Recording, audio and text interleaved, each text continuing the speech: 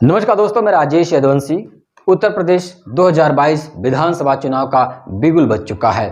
आज हम उस सीट की बात करेंगे जिसके लेकर के हमेशा वह चर्चा में वह सीट रहती है। जी हाँ, एक ही व्यक्ति सन 1993 से लेकर के 2017 तक वहां का प्रतिनिधित्व करता आ रहा है। जनता उसी को ही अपना सब कुछ न्यौछावर कर देती है। जी हाँ, वह व्यक्ति, वह सीट, वह जिला अपने परिचय का मोहताज नहीं है। जी हाँ, हम बात करते हैं प्रतापगढ़ जिले की कुंडा विधानसभा के रघुराज प्रताप उर्फ राजा भैया की। राजा भैया 1993 से लेकर के लगभग 6 बार विधायक चुने जा चुके हैं और 29 सालों तक कुंडा की सीट पर काबिज भी रहे हैं। लेकिन आपको बता दें कि जहां समाजवादी पार्टी अपना कोई भी प्रत्याशी राजा भैया के खिलाफ नहीं उतारती थी, लेकिन आपको बता दें कि कुछ राष्ट्रीय अध्यक्ष अखिलेश यादव और राजा भैया के बीच कुछ राजनीतिक दूरियां बनी और जिससे वह दूरियां धीरे धीरे राजनीतिक परिवेश में परिवर्तित हो गई।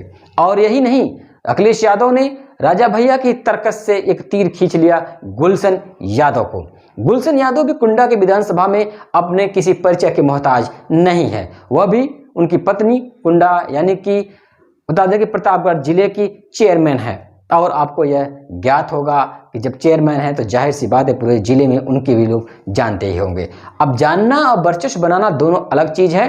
अब रही बात कुंडा विधानसभा की बात, तो राजा भैया का जो कि 7वीं बार वहां से फतह के लिए अपनी पार्टी से इस बार चुनाव लड़ रहे हैं, जहां वह लगभग 6 बार निर्दलीय चुनाव लड़े थे, लेकिन इस बार अपनी पार्टी का दामन के साथ वो चुनाव लड़ने जा रहे हैं। अब देखना यह होगा कि जो कुंडा की जनता है क्या 7वीं बार उन्हें राजा चुनती है या नहीं है। अब हम इन बातों को छोड़ते हुए बात करते हैं गुलशन यादव को लेकर के।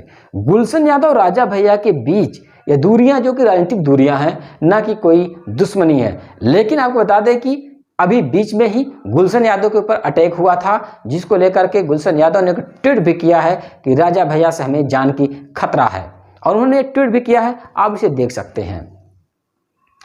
अब सियासत में जहां एक तरफ से गुलशन यादव राजा भैया के ही करीबी थे और राजा भैया के ही साथ उन्होंने हमेशा 6 बार उनके विजय के श्रेय में अपना साथ भी दिया था, लेकिन इस बार देखना यह है कि गुलशन यादव ही राजा भैया के टक्कर भी दे रहे हैं कुंडा की विधानसभा सीट पर।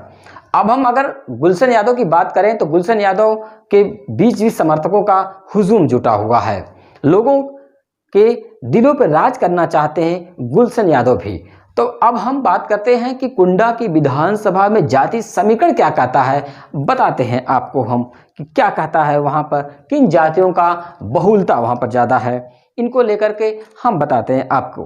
कुंडा विधानसभा में 75,000 यादव मतदाता है जो एक निर्णायक भूमिका अदा कर सकते हैं किसी के जीत में। और आपको बता दें कि 50,000 ब्राह्मण मतदाता हैं जो भी एक निर्णायक भूमिका अदा कर सकते हैं जीत में, और 54,000 मुस्लिम मतदाता हैं। कहीं ना कहीं यह भी एक लंबा आंकड़ा है। और आपको बता दें कि 30,000 कुर्मी वोट हैं जिसके साथ जाएंगे, जरूर कुछ कुछ जीत का श्रेय इनके भी करीब ले जाएंगे वो।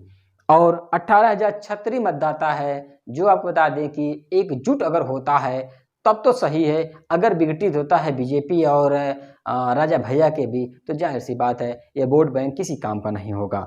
और दूसरी तरफ बता दें आपको 15,000 मौर्य वोट है जिसे भी संगठित होने की जरूरत है। अगर 10,000 वैश्य वोट है, यह किसके तरफ जाता है यह भी देखना ही होगा। और सबसे बड़ी बात है कि 90,000 यहाँ दलित मतदाता हैं, जिसकी तरफ दलित मतदाताओं को वोट जाएगा वही होगा कुंडा का राजा। यही सबसे बड़ा समीकरण सामने आता है। अब राजा भैया क्या दलितों के बीच अगर मसीहा होंगे, दलित राजा भैया पर मेहरबान होंगे, तो जाहिर सी बात है कि राजा भैया फिर से 7वीं बार भी इतिहास वही दोहराया जाएगा। लेकिन अगर जनता के दिलों पर राजा भैया राज नहीं करेंगे, जाहिर सी बात है गुलशन यादव का जो जनता के बीच पैठ है अगर वह सामने निकल के आती है तो जाहिर सी बात है कि 29 सालों का वह राजशाही तिलक जरूर धूमिल हो जाएगा। अब देखना यह होगा कि 10 मार्च 2022 को वह निर्णायक भूमिका में कुंडा विधानसभा का आखिरकार प्रतिनिधि कौन जनता चुनती है यह पता लगेगा। यही नहीं, सबसे दिलचस्प बात यह होगी कि उत्तर प्रदेश में सीएम कौन होगा, यह भी एक निर्णायक भूमिका अदा करेगा। तब तक के लिए आप लोग इंतजार करते रहिए 10 मार्च का वह दिन जिस दिन कुंडा विधानसभा का प्रतिनिधि कौन जनता चुनती है और उत्तर प्रदेश का सीएम कौन बनता है। इस बातों का आप लोग तब तक इंतजार करिए।